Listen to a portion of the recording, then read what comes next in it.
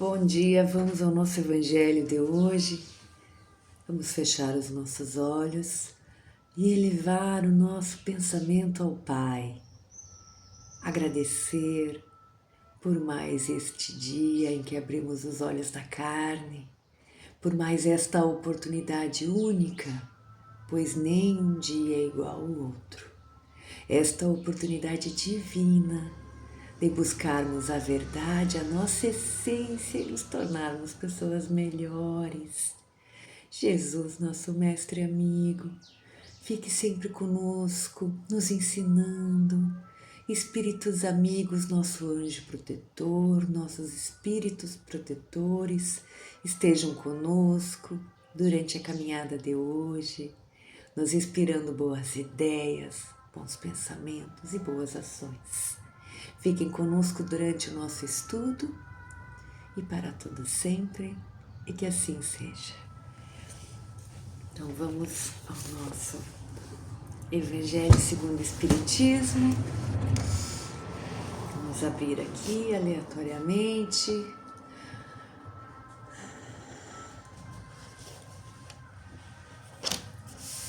Caiu no capítulo 5, Bem-aventurados os aflitos, item 12, motivos de resignação. Por estas palavras, bem-aventurados os aflitos, pois serão consolados, Jesus refere-se à recompensa que terão aqueles que sofrem de maneira resignada, pois compreendem que o sofrimento atual está ligado a erros que cometeram em outras vidas. Sendo assim, sofrer de forma resignada é sempre o início da cura. Estas palavras podem também ser entendidas da seguinte maneira: devemos nos sentir gratos por sofrer, uma vez que as dores de hoje são um resgate dos nossos erros cometidos em existências anteriores. O sofrimento sempre é uma oportunidade abençoada para a correção desses erros. Eis porque é feliz aquele que salda seus débitos com a justiça de Deus. As dores suportadas pacientemente na terra nos pouparão séculos de sofrimento na vida futura.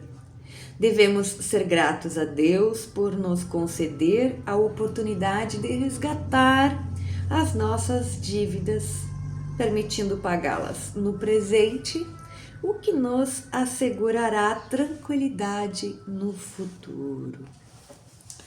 Muito bem, vamos refletir sobre o nosso evangelho de hoje, motivos de resignação.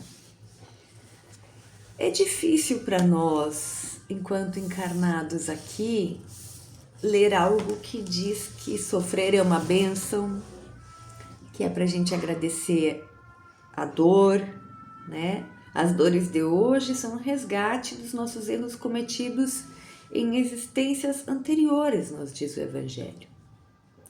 Para nós conseguirmos entender essa orientação, nós precisamos sim ver a vida como espíritas, a vida sendo uma só, uma vida imortal, e as existências sim sendo várias. Então, quando nos vemos diante de um momento difícil, entendemos que aquilo é o início de uma fase que terá um fim, e que então nós sairemos mais fortes ao final dessa fase. Mas realmente não é fácil.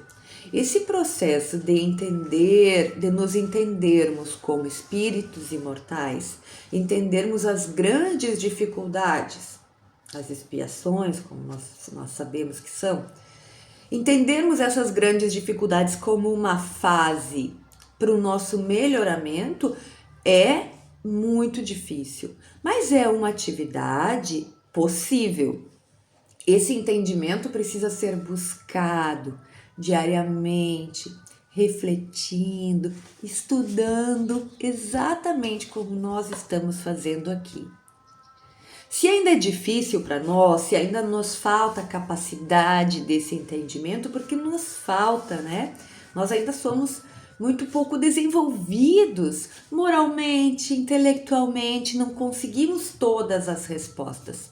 E neste momento, onde vamos até onde a nossa capacidade intelectual consegue, neste momento entra a fé, onde a gente entrega para Deus e acredita que se Ele está nos mandando, é por algum motivo. Bom, por pior que pareça a nossa situação naquele momento.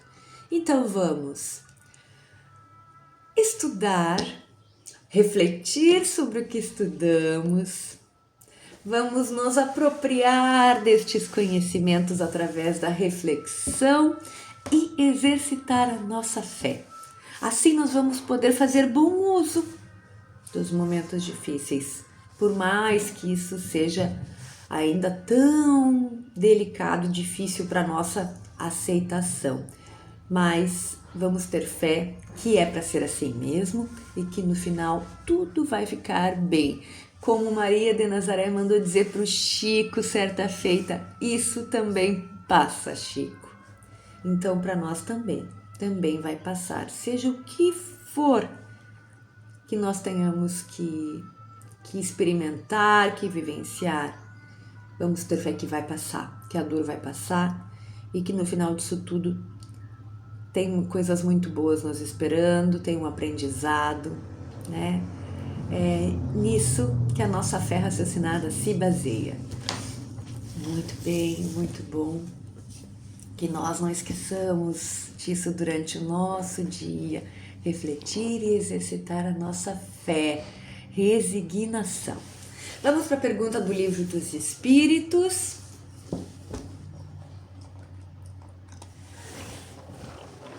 Vamos lá.